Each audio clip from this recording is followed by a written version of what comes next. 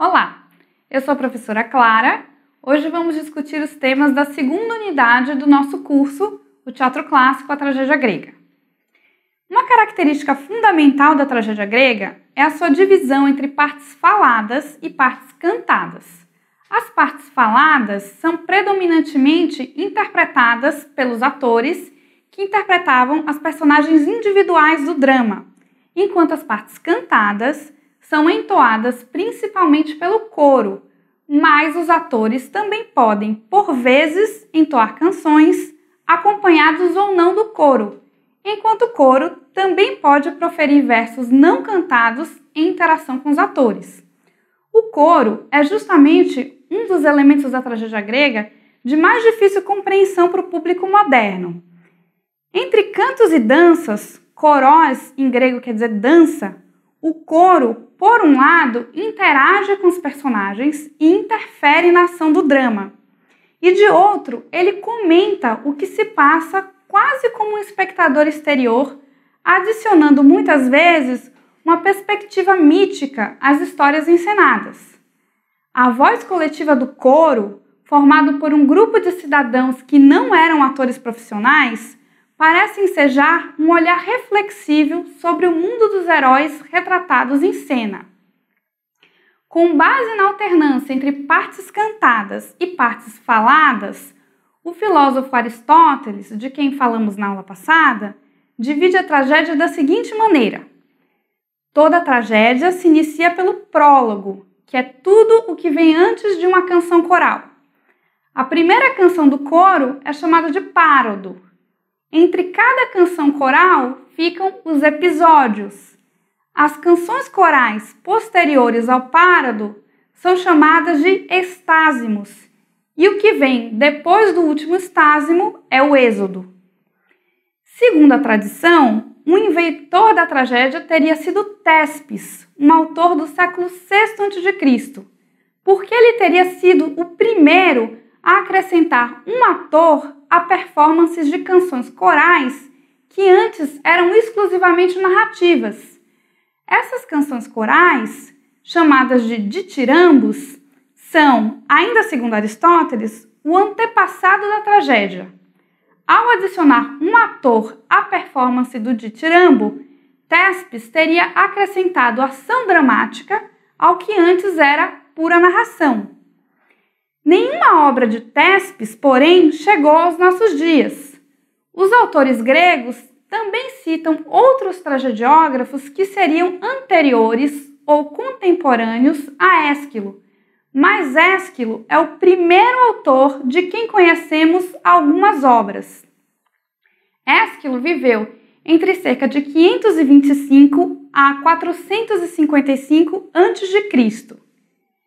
7 tragédias dele chegaram aos nossos dias: os persas, os 7 contra Tebas, as suplicantes, Prometeu acorrentado e a trilogia Oresteia, que é composta por 3 dramas: o Agamemnon, as Coéforas e as Eumênides. Dessas, é importante dizer que o Prometeu acorrentado tem autoria contestada. Desde o século XIX, os classicistas debatem, com base em questões de estilo, se esse drama seria ou não de Ésquilo. Nesse nosso curso, Prometeu acorrentado será justamente uma das tragédias que iremos discutir. Segundo Aristóteles, Ésquilo foi o primeiro que elevou de 1 para 2 o número de atores em uma tragédia. Ainda assim, Ésquilo ainda dá muita importância ao coro, cujas canções têm muito mais espaço em seus dramas do que no de seus sucessores Sófocles e Eurípides. Seu estilo também é mais nobre e rebuscado, e são marcantes em suas peças a força do destino e a presença da justiça dos deuses. Nosso segundo tragediógrafo é Sófocles, que viveu entre aproximadamente 497 e 405 a.C. A tradição diz que Sófocles teria composto cerca de 130 dramas, mas apenas 7 chegaram aos nossos dias. São eles: Édipo Rei, Antígona, Édipo em Colono, Filoctetes, Ájax, As Traquínias e Electra.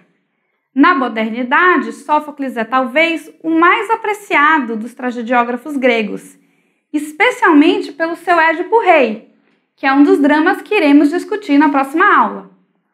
Na tragédia de Sófocles, a vontade dos deuses ainda está bem presente, mas sua atuação é mais indireta e se manifesta sobretudo por oráculos e profecias. O herói sofocleano, mais do que o esquiliano, ainda que seja constrangido pela moira, pela força do destino, ele é também dotado de vontade para agir e fazer suas escolhas. Escolhas essas que contribuirão para a realização do seu destino. Do ponto de vista da arte dramática, Sófocles também inovou porque ele teria acrescentado um terceiro ator à tragédia. Por fim, o último tragediógrafo ateniense é Eurípides, que viveu aproximadamente entre 480 a 406 a.C.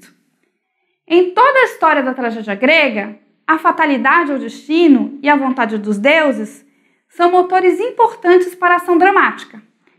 Em Eurípides, porém, o tema da justiça divina, ainda que não ausente, é de certa maneira menos destacado do que em Ésquilo e Sófocles.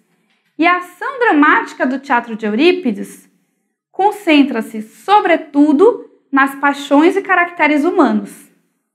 Talvez seja por essa razão que a antiguidade tardia tanto apreciou o teatro de Eurípides. Seu sucesso foi tão grande que dele nos foram legados 18 dramas, entre os quais Alceste, Medeia, Écuba e as Bacantes. Um 19º drama, o Rezo, é de autoria bastante contestada. Outra característica importante do teatro de Eurípides é que nele personagens menos nobres, como amas e servos, ganham destaque. De sua autoria, leremos a Medeia. Em nossa próxima videoaula, discutiremos uma peça de cada um dos tragediógrafos apresentados aqui. Até!